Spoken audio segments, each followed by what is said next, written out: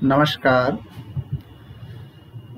आज हम बात करने जा रहे हैं सामाजिक नियोजित परिवर्तन के बारे में।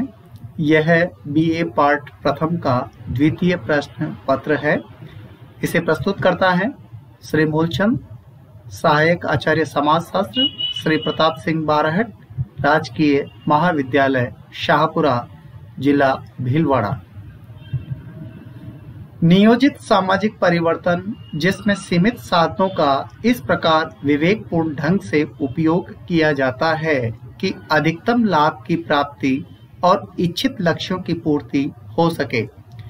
गुन्नार मिर्डल ने अपनी पुस्तक बियॉन्ड द वेलफेयर स्टेट में लिखा है कि नियोजन का अर्थ एक देश की सरकार द्वारा सामान्यतः अन्य सामूहिक समितियों की सहभागिता सहित सामाजिक नीतियों को अधिक तार्किकता के साथ समन्वित करने का चेतन प्रयत्न है, ताकि भावी विकास के इच्छित लक्ष्यों, जिनका निर्धारण राजनीतिक प्रक्रिया के द्वारा होता है, तक अधिक पूर्णतः और तेजी से पहुंचा जा सके। ग्रिफिन तथा इनास ने अपने पुस्तक प्लानिंग डेवलपमेंट में लिखा है कि नियोजन की प्राप्ति के लिए एक बेहतर साधन है और मानवीय क्रियाओं की उद्देश्यपूर्ण दिशा है।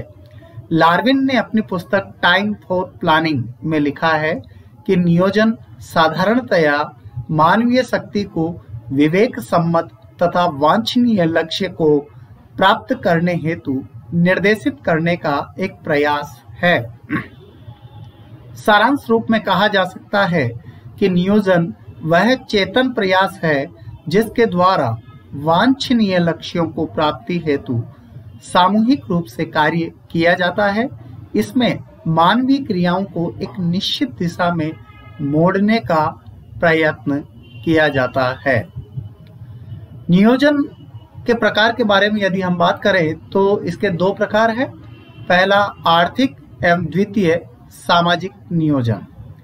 आर्थिक नियोजन की यदि हम बात करते हैं तो इसके अंदर उद्देश्य जैसे कृषि, उद्योग धंधे, खनिज पदार्थ, व्यापार, यातायात, संचार तथा रोजगार आदि की अधिकतम पूर्ति पर ध्यान दिया जाता है।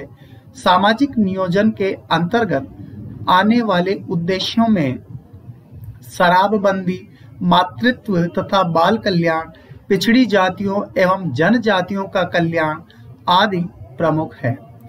अशोक मेहता ने बताया कि सामाजिक नियोजन आर्थिक रूपांतरण को शामिल करता है।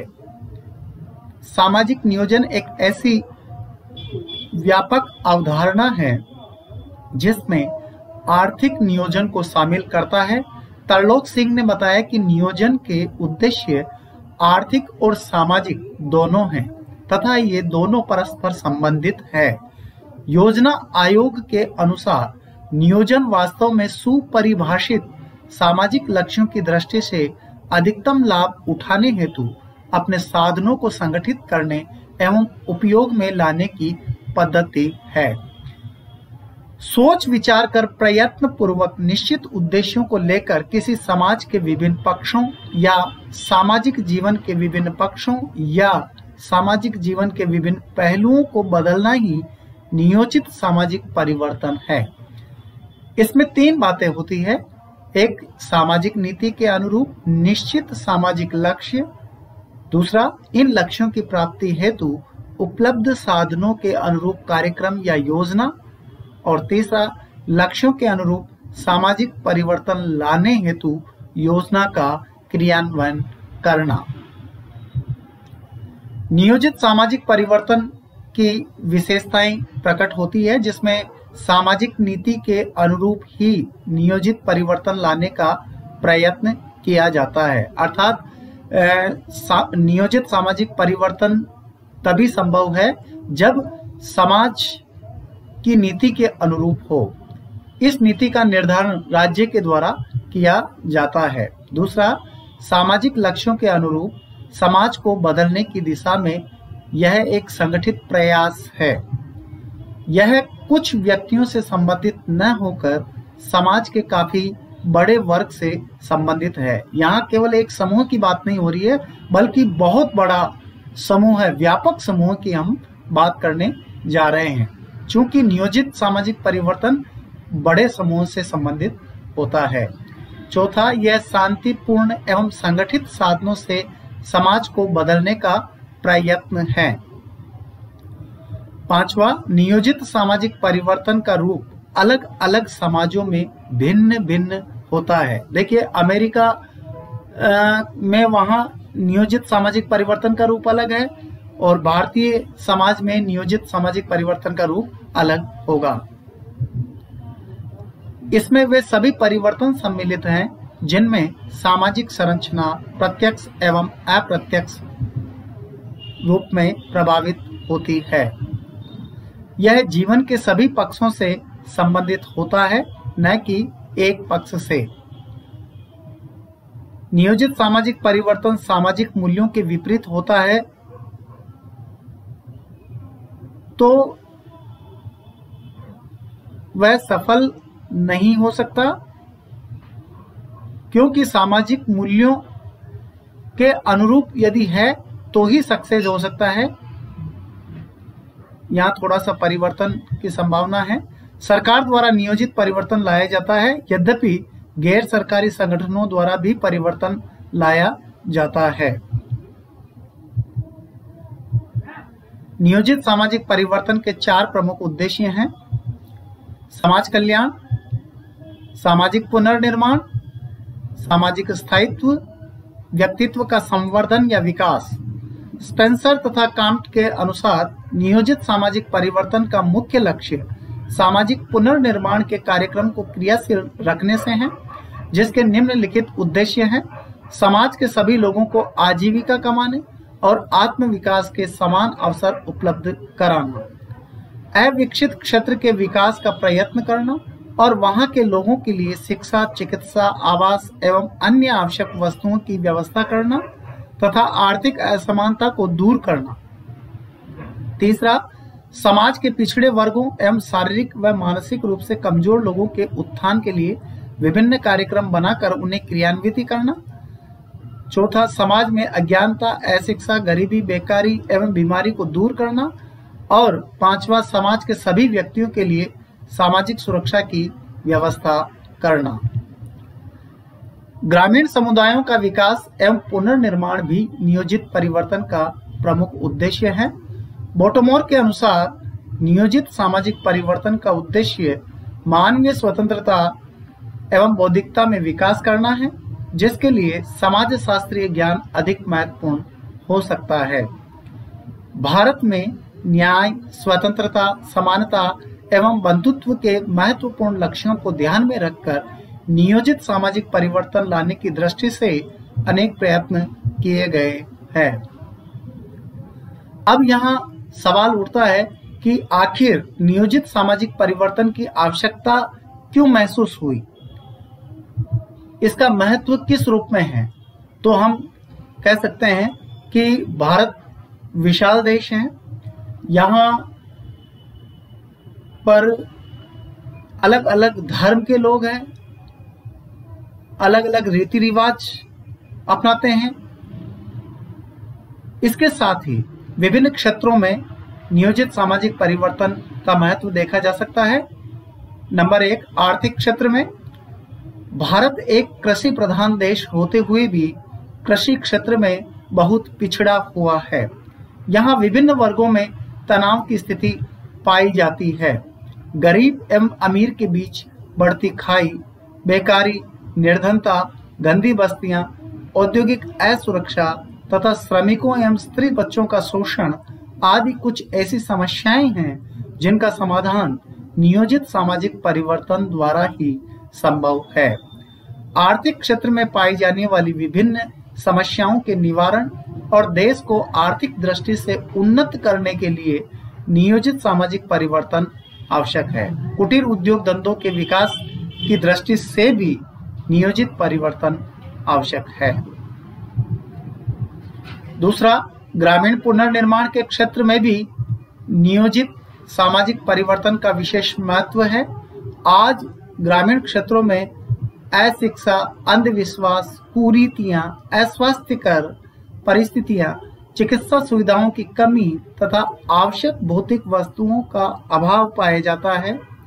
इन सब के रहते हुए ग्रामीण जीवन के विभिन्न पक्षों के समुचित विकास के लिए लोगों के सामाजिक मूल्यों, अभिवृत्तियों एवं व्यवहार के तरीकों में परिवर्तन लाना भी आवश्यक है।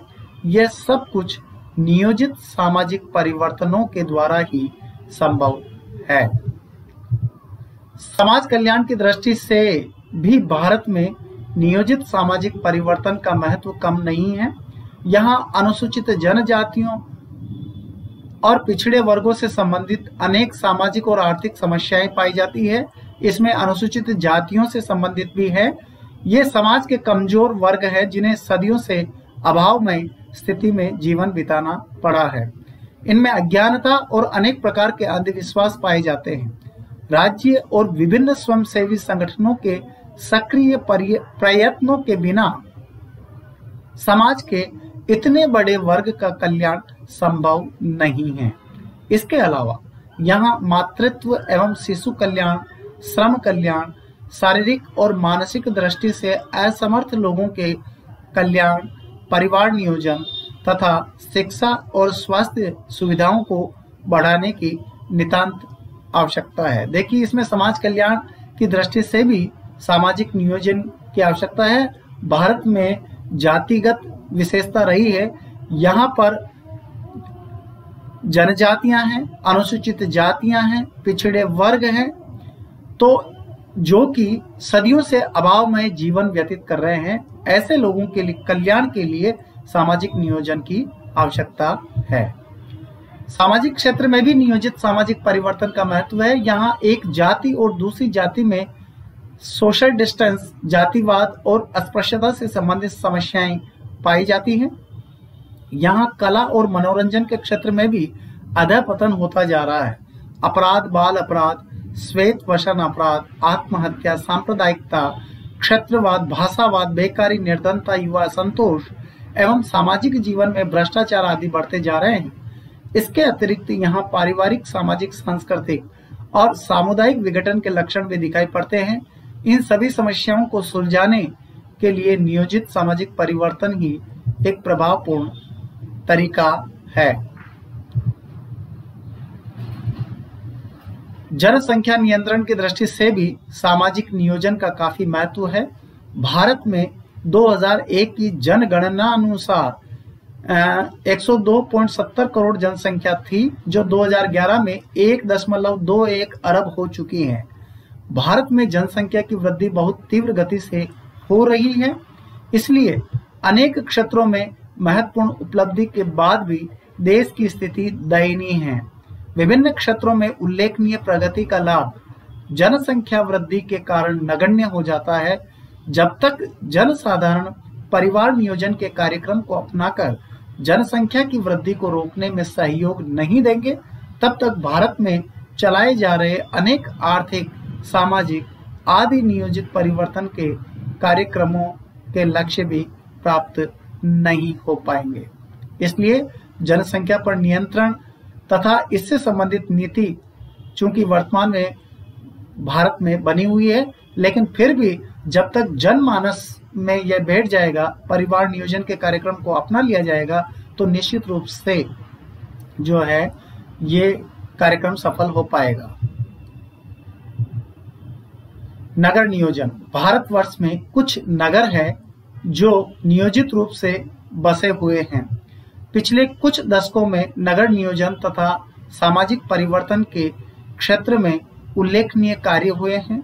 गेट्स द्वारा नियोजित इंदौर, चंडीगढ़, नई दिल्ली, कानपुर, अलीपुर, कलकत्ता, जयपुर आदि नगर नियोजन के ही उदाहरण हैं।